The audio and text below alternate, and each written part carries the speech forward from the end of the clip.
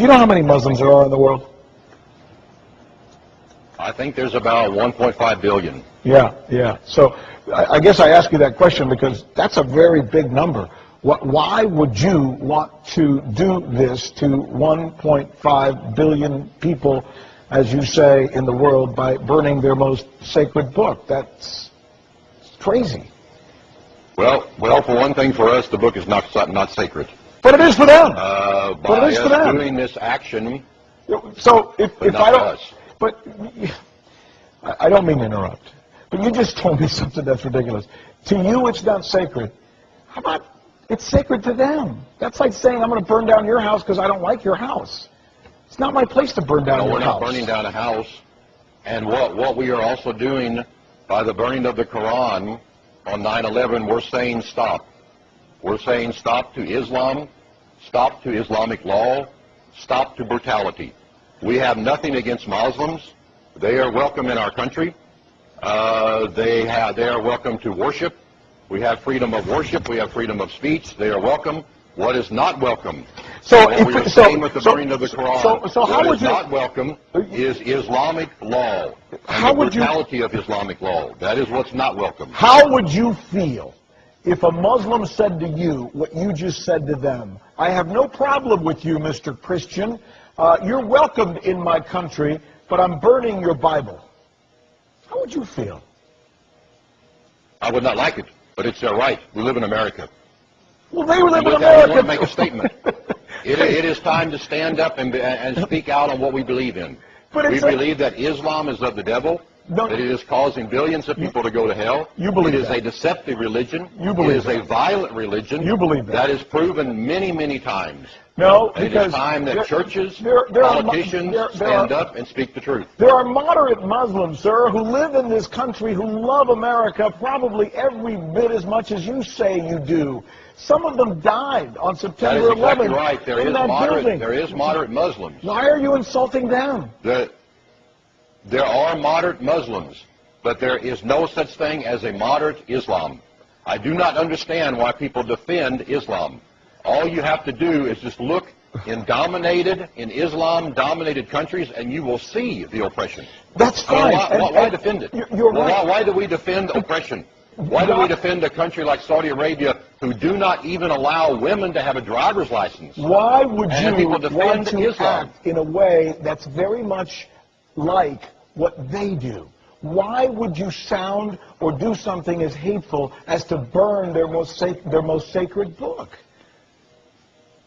Because we believe the times call for it. It calls for radical times. If we do not stand up, if we do not do something, if we do not, this church and other churches do not call people to stand up, you know what's going to happen to us? Yes. We're going to end up like Europe. Look at England.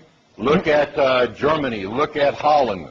We're going to end up like that because Muslims. So burning their book and doing something as hateful is a believer in the Quran. The Quran calls for the killing of unbelievers. So burning. A true Muslim believes in Sharia law. Sharia law okays honor killings. Well, is that really a religion that we want here in America?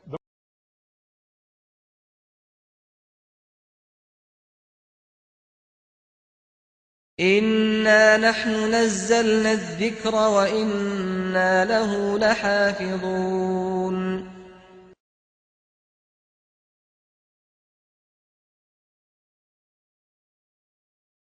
This book was revealed to an illiterate prophet. That means an unlettered prophet. 1424 years ago.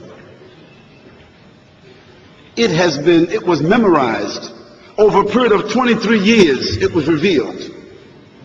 And it was memorized by the prophet himself, peace and blessing be upon him, and it was memorized by several of his companions, and he reviewed their memorization of it, and the angel Gabriel that brought it to him reviewed his memorization of it.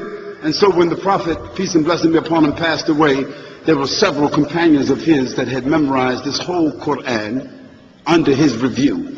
And since that time, millions of Muslims have memorized the Quran in every age.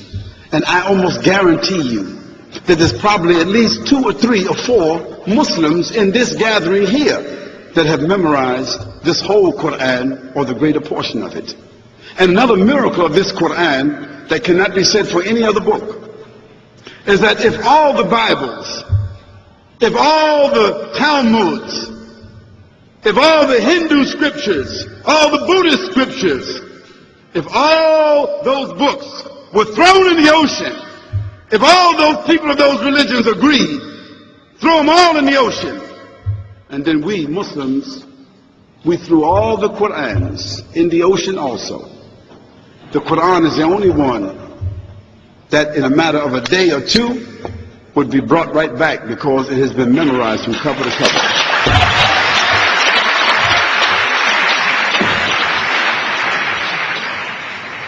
No one else can say that because no one else really even agrees to the completion or what is completely the Bible or any other book. So the Quran is its own miracle. Although there are miracles of the Quran and miracles of the Prophet Muhammad, peace and blessing be upon him, the real miracle of the Quran is the Quran itself.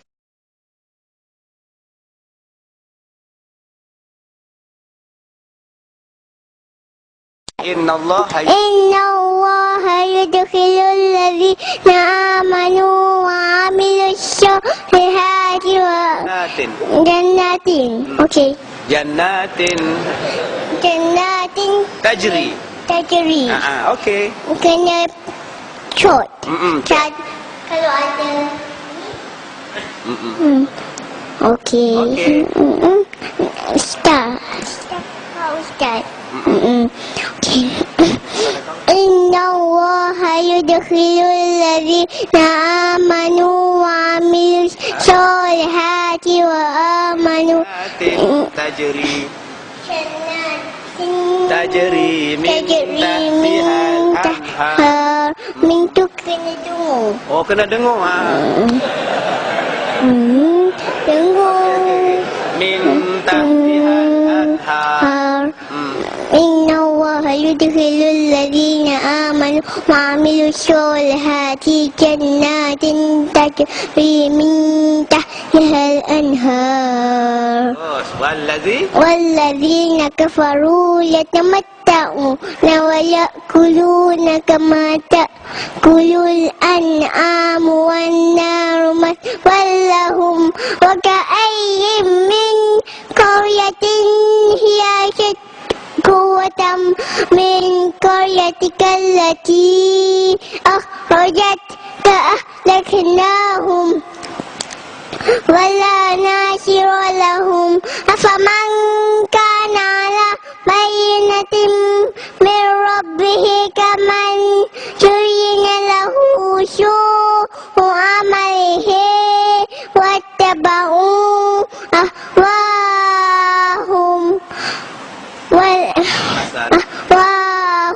مثل الجنة التي وعد المتقون فيها أنهار من ماء غير آسن وأنهار من لبن لم يتغير طعمه وأنهار من خمر لذة للشاربين وأنهار من عسل مصفى ولهم فيها من كل الثمرات ومغفرة من ربهم كمن هو خالد في النار وسقوا حميما فقطع أمعاءهم ومنهم من يستمع إليك حتى إذا خرجوا من عندك قالوا للذين أوتوا